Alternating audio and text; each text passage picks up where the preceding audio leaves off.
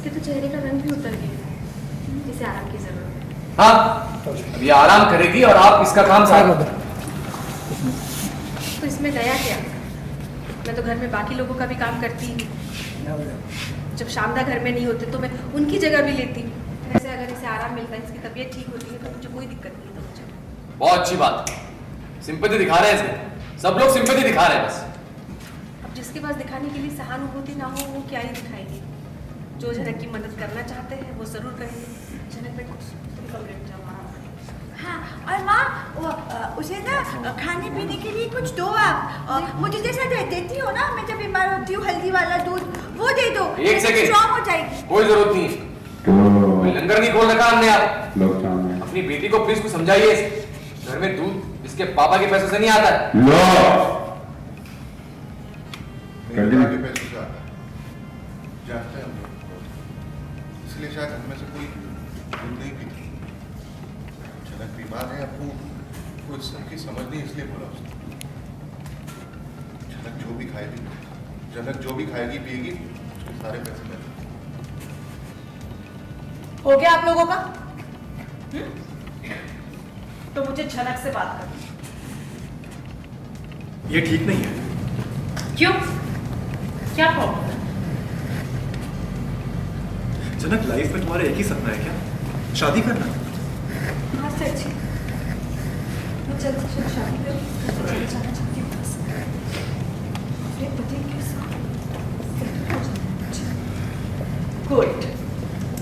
अब अपने बात से पलटना मत। क्यों पलटूंगी?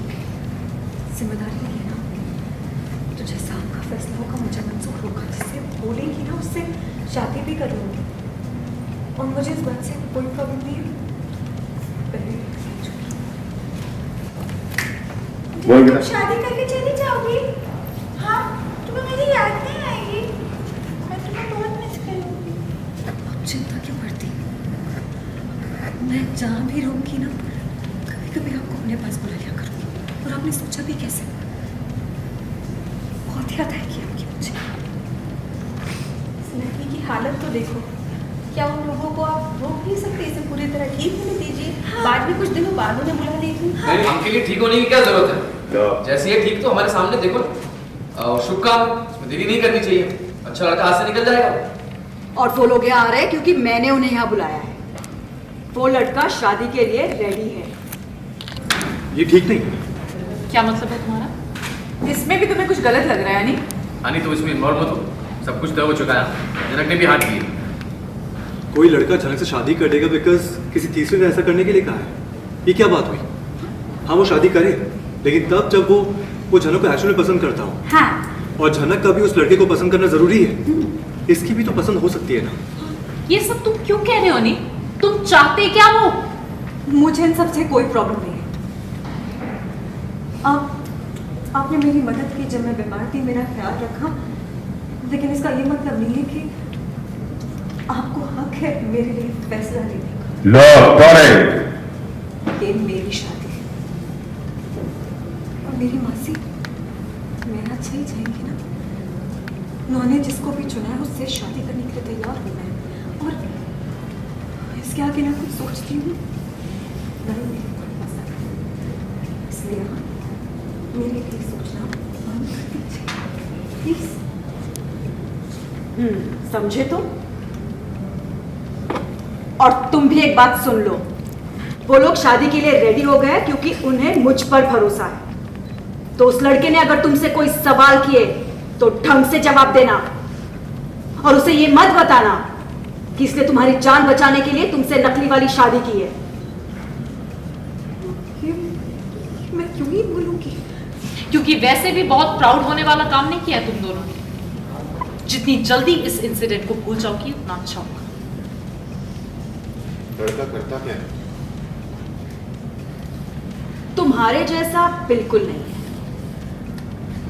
मैं जानता हूँ सिस्टर, आप मुझ जैसे लड़के के साथ अपनी बहन की बेटी की शादी क्यों कर रहे हैं? इसलिए जानना चाहता हूँ कि लड़का क्या करता है। मैं तुम्हें एक्सप्लेनेशन दूंगी। आंटी, एक्सप्लेन करने की बात नहीं है, हम बस जानना चाहते हैं। छोटू ने आपसे बस नॉर्मल सा सवाल पूछा है। बिजनेस है बहुत बड़ा, ओके, किस चीज़ का? इतनी डिटेल्स मैंने पूछी नहीं है मेरे। बहुत बड़ा बिजनेस है, बहुत पैसे वाला है।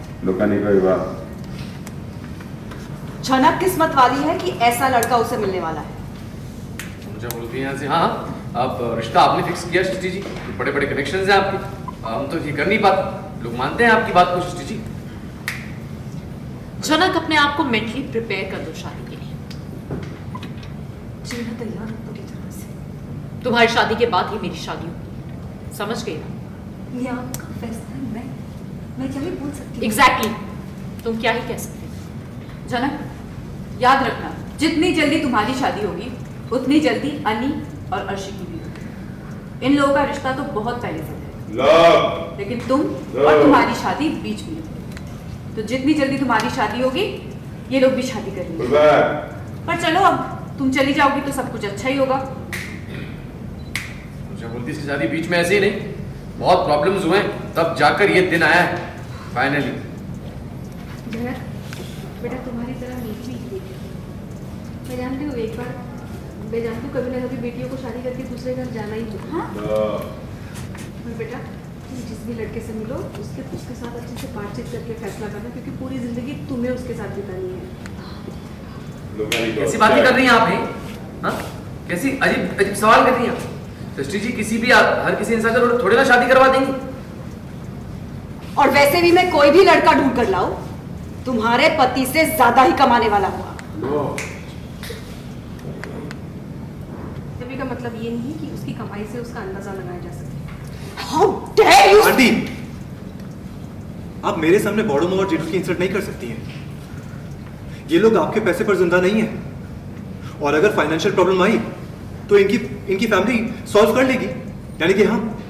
तो प्लीज एटलीस्ट मैं आपसे ये नहीं सुनना चाहता कि मेरे जेठू कितना कमाते कितना नहीं कमाते, ज्यादा कमाते कम कमाते हैं। आइंदा से आपकी बात याद रखिएगा प्लीज। झनक तुम्हारी तबीयत खराब है, तुम्हें रेस्ट लेने की जरूरत है, प्लीज चलो अंदर। तुम्हें ले जाने की कोई जरूरत नहीं है, नहीं हम सब है यहाँ। आप लोग तो करेंगे नहीं, इसलिए मुझे ही करना होगा। नहीं तुम रुको, तुम्हें करने की जरूरत नहीं है। मैं इसे रूम में लेके जाऊँ। चलो जनक लेट्स गो।